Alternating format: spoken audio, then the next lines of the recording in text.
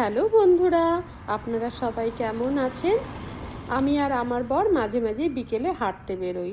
প্রতিদিন হয় না যদিও, কিন্তু মাঝে মাঝে বেরোই আর বিভিন্ন কমিউনিটিতে ঘুরে বেড়াই।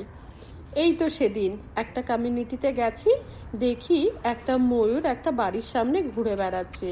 আমি তো দেখে অবাক, কিন্তু ময়ূরটা কি অনায়াসেই ঘুরে বেড়াচ্ছে। এখানে রাস্তাঘাটে না আছে কোনো দোকানপাট, না আছে জনমানুষের ভিড়, আছে শুধু কিছু গাড়ি। সেই গাড়িগুলো এত সাবধানে যায় যাতে পশু পাখিদের হার্ম না হয়, তাই এখানে পশু পাখিরা অনায়াসে ঘুরে বেড়াতে পারে। এখানে যেমন প্রাসাদের মতো বাড়িও রয়েছে, তেমনি ছোট বাড়িও রয়েছে।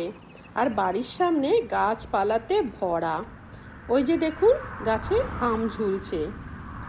বাড়ির সামনে কত রকমের গাছ, ফলের, ফুলের। এখানকার লোকেরা আমার মনে হয় না কাঁচা আম ইউজ করতে জানে।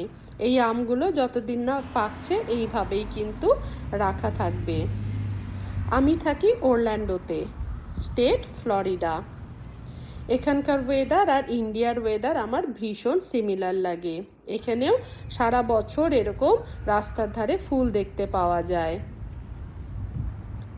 এই দেখুন ছোট্ট ডাকঘর কি সুন্দর করে সাজানো। এখানকার ফুলের সাথে ইন্ডিয়ার ফুলের অনেকটাই মিল পাওয়া যায়, আমার তো লাগে। রাস্তাঘাটে কেউ নেই, কোনো জনমানুষ নেই। এটি হলো আরভি, ছোট্টখাট্ট চলন্ত একটা বাড়ি।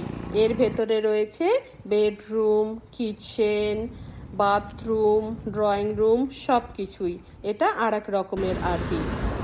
রাস্তায় চলতে চলতে এসব দেখতে ভীষণ ভালো লাগে আমার। গাছে জল দেওয়ারও কোনো অসুবিধা নেই, পাম্প চালিয়ে দিন আর এই স্প্রিংকলার দিয়ে গাছগুলো এমনিতেই জল পেয়ে যাবে। শুধু চালাতে হয় ঘাস কাটার জন্য মেশিন। মানুষেরা এরকম সন্ধ্যের দিকে ঘাস কেটে